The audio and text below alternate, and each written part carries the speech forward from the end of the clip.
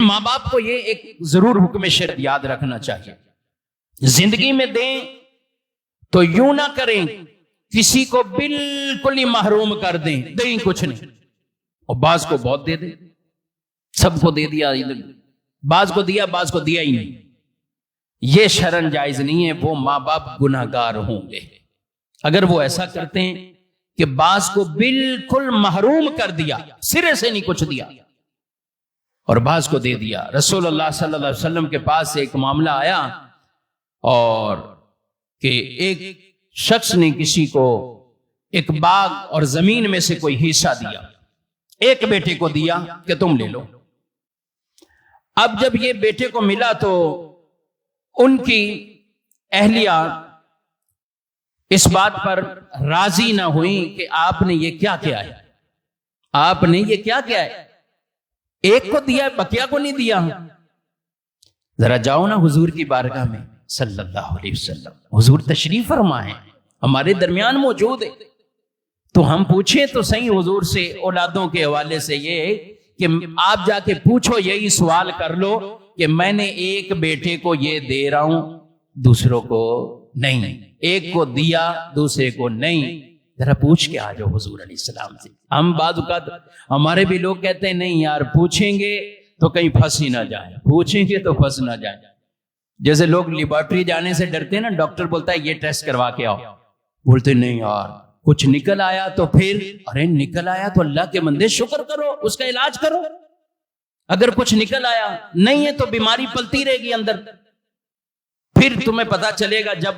Doctor بتائیں کہ آخری سٹیج ہو چکی ہے، تمہارے گردے فیل ہو چکے گئے، تمہارا ہیپاٹائٹس تھا، جگر کا جو ہے وہ ستیہ ناش ہو گیا، سارا جگر تمہارا تباہ ہوا پڑا ہے، اب تم جو تکلیف کی زندگی گزارو گے اس سے پہلے یہی نہیں کہ تم شوگر کے مریض ہو، یہ آ گیا رپورٹ میں تو کچھ احتیاط کر لو گے، نہیں چیک کراؤ گے تو یہ نقصان تو جسمانی ہے نا، اچھا یہ جسمانی ہے اور ادھر نقصان ایمانی ہو جاتے ہیں، جب دین کے معاملات میں یا عملی طور پر نقصان ہو جاتا ہے تو لوگ یہی کہتے ہیں پوچھا کچھ نکل آیا تو یہ مسئلہ ہو جائے گا، پوچھ لیا کریں، غلطی ہو گئی ہے دنیا میں ازالہ ہو سکتا ہے،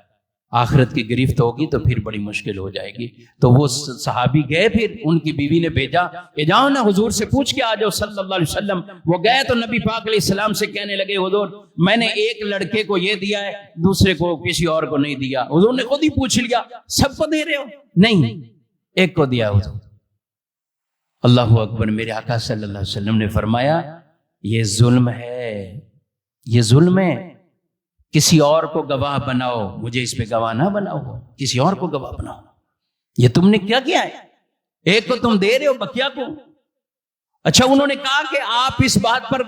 میں چاہتا ہوں آپ گواہ بھی ہو جائیں کہ میں نے یہ کام کیا تھا کہ کل کو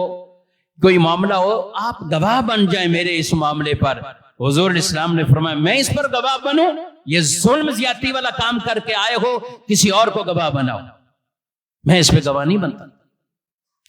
پھر وہ واپسی آئے اور انہوں نے اس فیصلے کو واپسی لیا کہ یہ تو مجھ سے غلطی ہو رہی تھی کہ میں ایک کو دے رہا ہوں اور دوسروں کو میں نہیں دے رہا۔ تو والد یہ غلطی کبھی نہ کرے، کبھی نہ کرے اس طرح، آپ کی اولاد بھی آپ سے بنسن ہوگی اور پھر معاملات بھی، آخرت کے معاملات بھی آپ کے لیے جو اللہ رسول نے رکھا ہے ان کا حصہ جو جس کا بنتا ہے اس کو وہ دے دے۔